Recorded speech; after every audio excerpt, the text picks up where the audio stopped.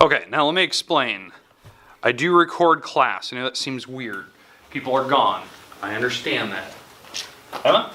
Okay, I just marked yes and I gotta fix that. So, you're right there. Sorry. Alright, let's see if I can fix that. I didn't mean to mark you absent, just didn't see that you're here.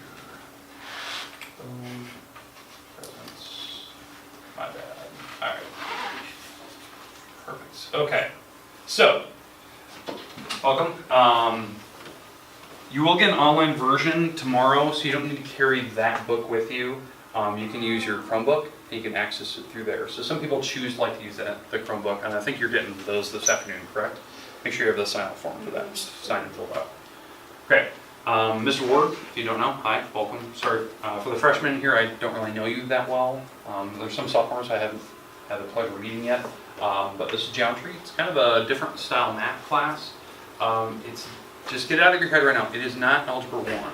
It's not. It's very different. You're not always solving for X's. We're doing lots of other things. So keep that in mind. Again, I'm Mr. Ward. You can call me Mr. Ward, Coach Ward. It doesn't really matter. Just a little bit of respect. That's all I ask for. A little bit about myself. I'm a model teacher here at the high school. What that means for you is that at certain random points during class, a random teacher or administrator could come in here and just sit down and watch class. It's nothing personal, it's not against you. I record classes, I know that seems weird, but they're here to watch the lesson and to watch me and to kind of see the interaction that we're having. It's nothing personal, so don't be thrown off by that. There's going to be a lot of teachers walking here, a lot of administrators, like randomly. Just come sit down, they watch, they participate, so don't be thrown off by that. It's because the position I took here at the school to model for anyone that wants to come and view. I'm assistant girls basketball, so if any of the girls in here want to go out for basketball, please do. Well, God, we need them. And then student council leader, so if you want to run for student council, end of the year we always do elections, try to think about that. But yeah, those are the positions I have here at the high school. Background, a little bit about myself. I graduated from Ventura back in 2001. Yeah, I'm old. So back in 2001, so just right down the road. I went immediately to Iowa State and graduated with a bachelor's in mathematics and psychology degree. And I've been coaching certified and coached almost every single sport. The only sports I haven't coached are soccer, and I love soccer. I just never coached it. And wrestling. I don't know anything about wrestling. Ventura didn't have it. Sorry, I just don't know anything about it. So, but those are the only sports I have not coached. So there you go. I know some people like to know a little bit about me, but there you go. Class materials. Now, these are the non-negotiables. When you walk in this room, this is what you need every single day. Every single day. No ifs, ands, or buts. Don't ask me at the door. You need them. Don't ask. Okay? You need a pencil. I say not pen. It's pencil or pen. Something that's erasable, not crayon. We're not 4-year-olds not writing with Crayola. Okay? You need an actual pencil. We make mistakes. I make mistakes. We're human. You have to be able to fix them. You can't erase a Crayola eraser or with an eraser. Okay? Textbook with book cover. I know I just said you're going to get an online version. You're getting both. I know that seems crazy. Some people don't have the luxury of internet access at home, so you get this thing. Cool. It's 10 pounds. It needs a book cover. Yes, even if you're going to use this, you need a book cover. All the time. It needs to have a book cover. And I will check that. It's one of your first assignments you're going to get. You're going to get these tomorrow. You need a book cover on it. Any type of book cover, I'll explain it tomorrow. Now, notepad, paper. You need paper. Last year, my geometry classes went through 3 5-star notebooks. 3. That's an insane amount of paper.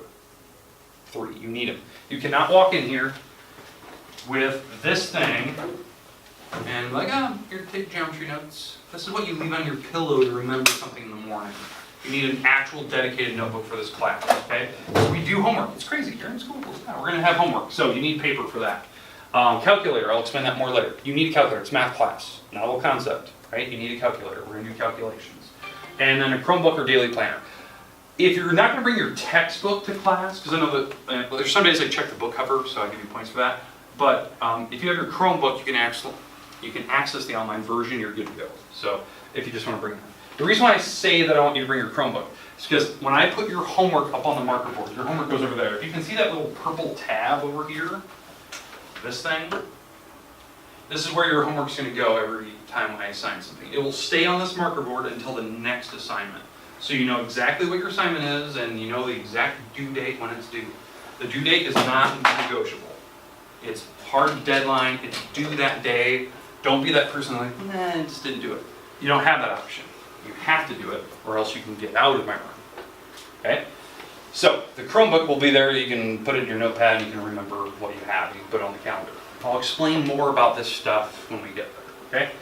Textbook, here it is. It's geometry, it's made by, I don't know, I didn't even know that, but here's what you need to know. It's a $140 book. That book there is $142. You lose it, you damage it, you do something to it, it's $142 according to Amazon last week, and it's only going up. So why we do that is because when I need to replace your book, we buy it through Amazon on the used book market. Used price is $142. I think the actual price of the book's like $265 or something like that. We buy it used. That's an expensive book to replace because you put it in somebody's car and they drove off with it and now it's gone. Okay? So you need a book. You have the online version, but you also have to have the physical copy. Okay? Now, it's 974 pages. This is not Dead Poet Society. If you ever watch a movie, it's a really good movie. We leave all the pages in the book. We don't rip them out. Okay? It's got 13 chapters. We are not going to cover all 13. That's impossible. I'm not Superman. We're not getting through all of them. We're going to get through select few, and we bounce around a lot. I don't go in order. I'm not that person. We bounce around and get stuff that makes sense in order. Okay? So expect to cover chapters 1 through 6 in some form of order. And then we bounce around section to section, chapter to chapter, kind of. And then eventually 8 through 12. What you can expect per semester, per quarter, is about 2 to 3 chapters per quarter. Okay, so that means 2 chapter tests or 3 per quarter. Does that make sense? And then you have your semester test at the end of the semester. That way we can get through roughly all those chapters. Now, I say 2 to 3, because sometimes there's more, sometimes certain quarters have more chapters than others, depending on how big this chapter is and how many sections we have to cover. So, and again, I say we bounce around. So you really have to pay attention to like the outline of what we're talking about that day, because we might go from like chapter 1 to chapter 4, and then back to chapter 1 again, because of the topics we're talking about. Okay? Questions with that book? Don't lose it. It's expensive. I've had a lot of people lose them. They have to pay a lot of money. So, okay, calculators. I talked about this earlier. You need a calculator. It's math class, right? Here's a calculator you need. It's a $5 calculator from Walmart. Look at these things. There's a ton of cool buttons on it. It's $5. Go buy that one. Okay? Don't buy this stupid monstrosity. That's a TI-89 Platinum Edition. You can buy it at Target, Walmart for $200 and some. $200. That's stupid. Look at that thing. Okay?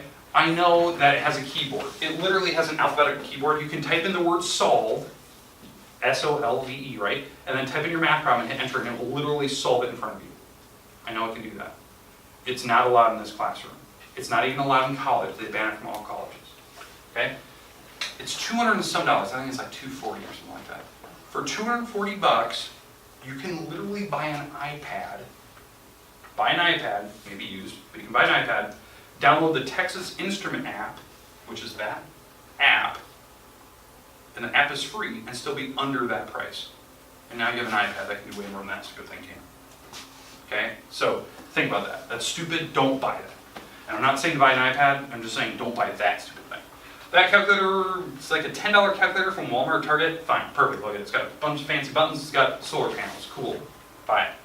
This thing is a TI-84 Silver Edition.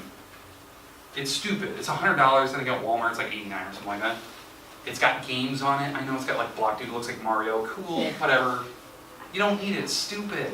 This thing can do everything. You can play Mario on your phone, so now everyone's got a phone in here. Alright, classroom expectations. These are the things that common sense, that I hold everyone accountable for, right? Quiet learning environment. There's what, 24 of you in here roughly? 24? Yeah. It's got to be quiet. Some people like need it pin drop quiet to learn. I understand that. Some people like it lively. We have to be respectful. The reason why, when I'm up here talking about new topics, everyone has to hear it, right? So it's kind of important. Now, that also comes with respect your classmates. I don't care if you don't like somebody in this room. It's fine. You know, there's people in your life you will not like. I'm not saying that it's all rainbows and flowers, right? You're going to not like some people. You got to respect them and just leave them alone. Because what's your purpose when you walk in this room? What's the purpose of being in here? Somebody throw it out there. Say it. Learning. Learning. Anything. It could be a life lesson, it could be math. Anyway, you're here to learn, not to have a personal drama with somebody else, because I'm not here for that. Okay? So respect your classmates. Respect them that they're here to do the right thing. Take responsibility. This should be my number one bullet. Take responsibility for your own education. You will learn really good math in this classroom. I'll teach you everything you want to learn. I'll try my best to do it so that it works for you. But if you're not giving me effort or giving me your concentration, I can't help you. Okay? You got to take responsibility. Math is challenging. I know it is. For some people, it's challenging.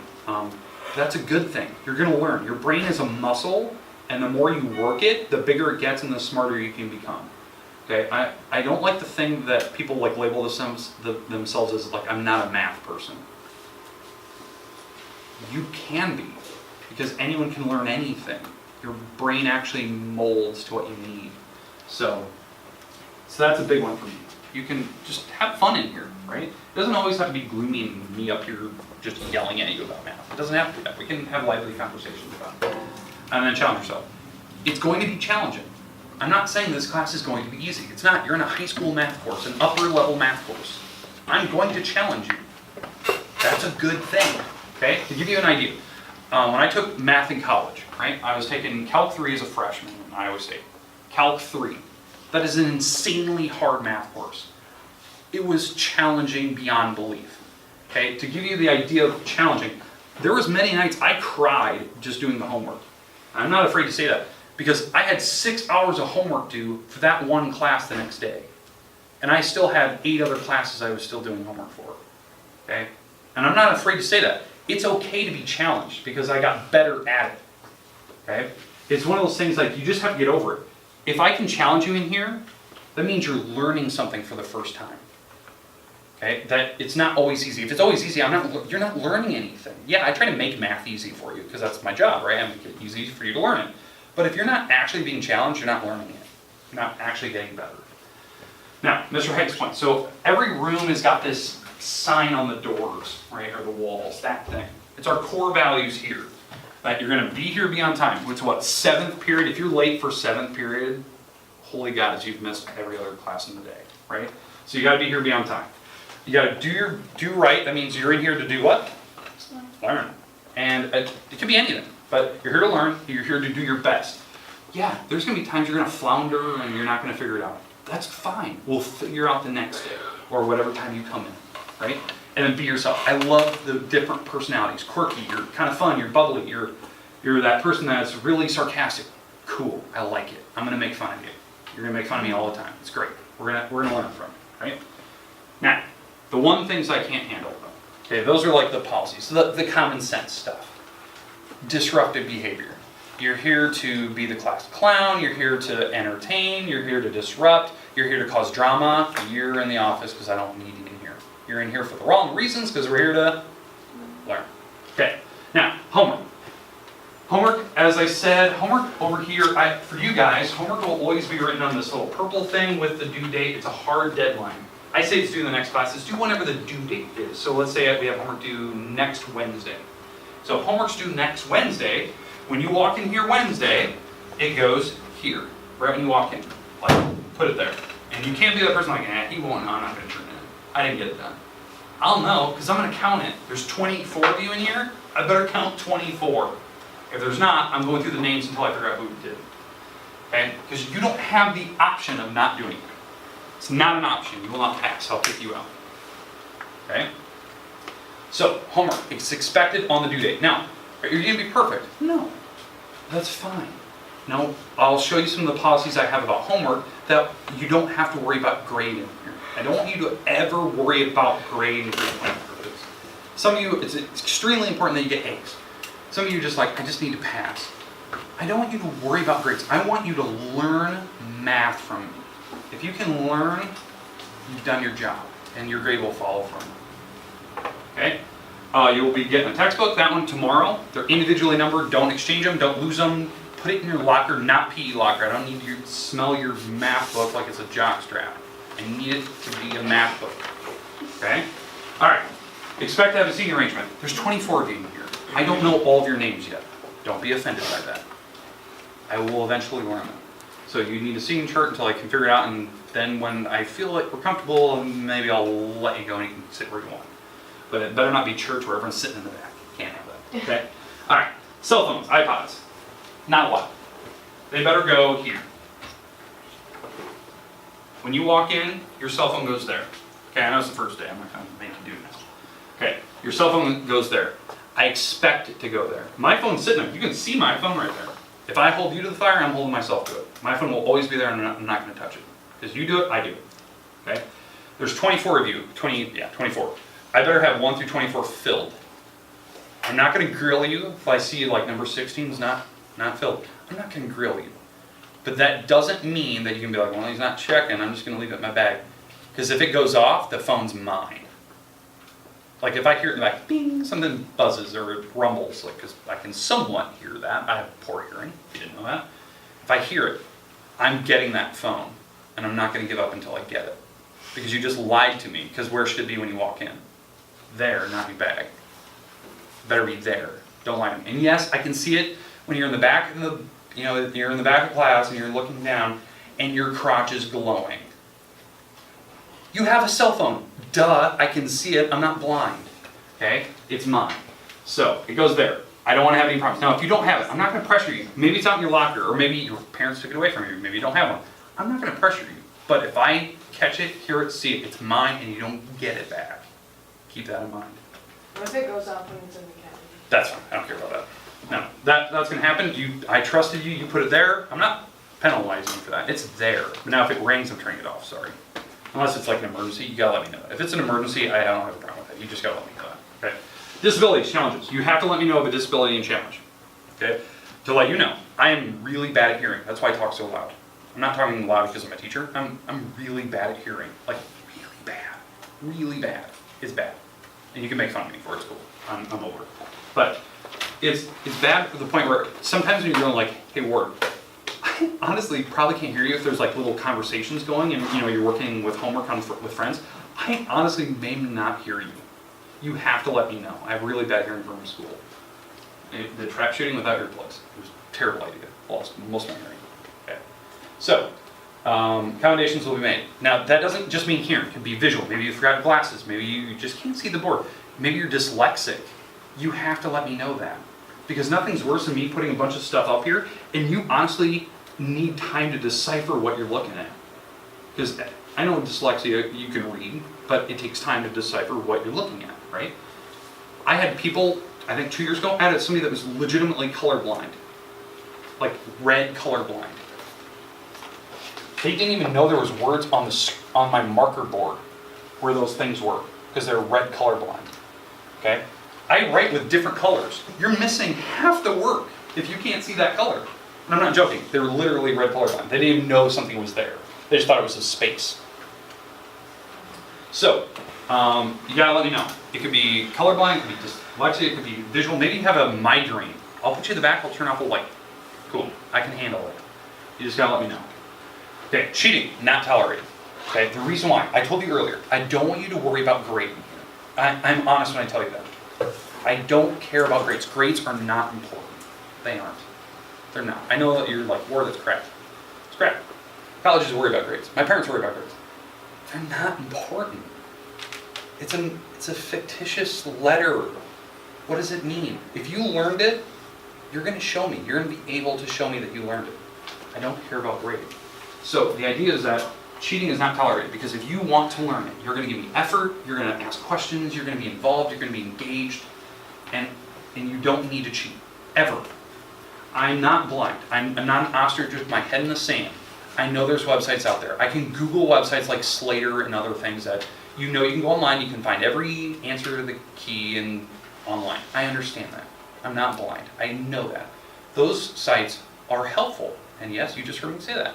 They are helpful. The reason why. It's sometimes nice to check your answer. Don't get me wrong. Like, I'm not blind. Slater's kind of cool. I can go check my answer. Did I do it right? The problem I have with Slater is if somebody's doing their math homework, they're on Slater, and all they do is they just copy. They don't even open their textbook. They just write down all the answers. Now I have a problem. Because you didn't put in any mental effort. You didn't even know what the problem was. You just wrote down the answer. You're not learning. You're not challenging yourself. You just gave up when you should be actively talking to your friends, talking to me about, look at all these market boards.